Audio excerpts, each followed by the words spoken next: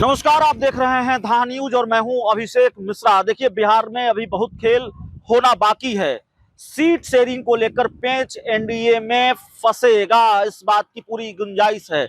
India गठबंधन में पेंच फंसेगा नहीं फंसेगा, लेकिन ये तय है कि इंडिया गठबंधन में उस तरह का लड़ाई झगड़ा सीटों के बंटवारे को लेकर नहीं है। लेकिन दूसरी तरफ अगर एनडीए की बात करें तो सीट शेयरिंग का जो मसला है वो फंस सकता है, वो पेच फंस सकता है।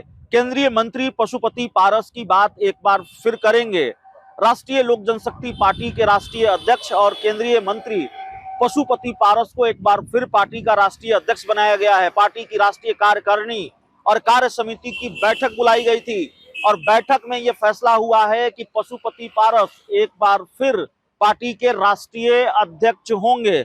लेकिन इससे ज्यादा बड़ी खबर यह है कि पशुपति पारस ने इस बैठक के बाद प्रेस कॉन्फ्रेंस को संबोधित करते हुए एक बार फिर ये बड़ा ऐलान किया है कि वो हाजीपुर सीट से ही चुनाव लड़ेंगे। और पशुपति पारस ने आज बहुत आक्रामक तरीके से ये बात कही है कि वो हाजीपुर सीट से ही चुनाव लड़ेंगे। लगातार केंद्रीय मंत्री पशुपति पारस ये दावा कर रहे हैं कि हाजीपुर सीट से वो चुनाव लड़ेंगे। हमारे पास जो जानकारी है और अभी तक जो जानकारी है, देखिए जानकारियां बदलती रहती हैं, पुष्ट अपुष्ट जानकारियां होती रहती हैं, तो हम ये दावा नहीं कर सकते कि जो जानकारी है और जानकारी के मुताबिक ही आगे चीजें होने जा रही हैं। लेकिन अभी के संदर्भ में हम करें, अभी जो जानकारी निकलकर सामने आ रही है, हाजीपुर सीट को लेकर पशुपति पारस की दावेदारी मजबूत है। हाजीपुर सीट पशुपति पारस के खाते में ही जा सकती है, इस बात की पूरी संभावना फिलहाल नजर आती है। और हाजीपुर सीट को लेकर जो पशुपति पारस का दावा है, भारतीय जनता पार्टी उस दावे का साथ दे सकती है और विरासत की जंग में अपने चाचा पशुपति पारस से चिराग पासवान हार सकते हैं।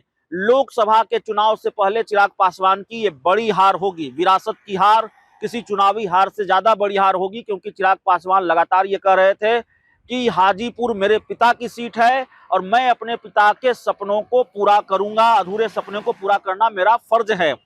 लेकिन खबर ये आ रही है कि पशुपति पारस के खाते में ही हाजीपुर सीट जाएगी, बीजेपी ने आश्वस्त किया है। देखिए, तस्वीर तो तब साफ होगी जब भारतीय जनता पार्टी इसको लेकर कोई स्थिति साफ करेगी, सीटों का बंटवारा हो जाएगा, इसका कोई आधिकारिक ऐलान हो जाएगा।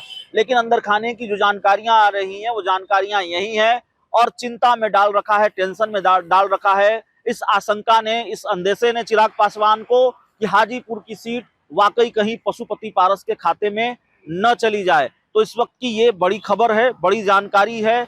पशुपति पारस ने पार्टी की बड़ी बैठक के बाद एक बार फिर ये बड़ा ऐलान किया है कि हाजीपुर सीट पर वही लड़ेंगे। फिलहाल इस रिपोर्ट में इतना ही। बहुत बहुत धन्यवाद।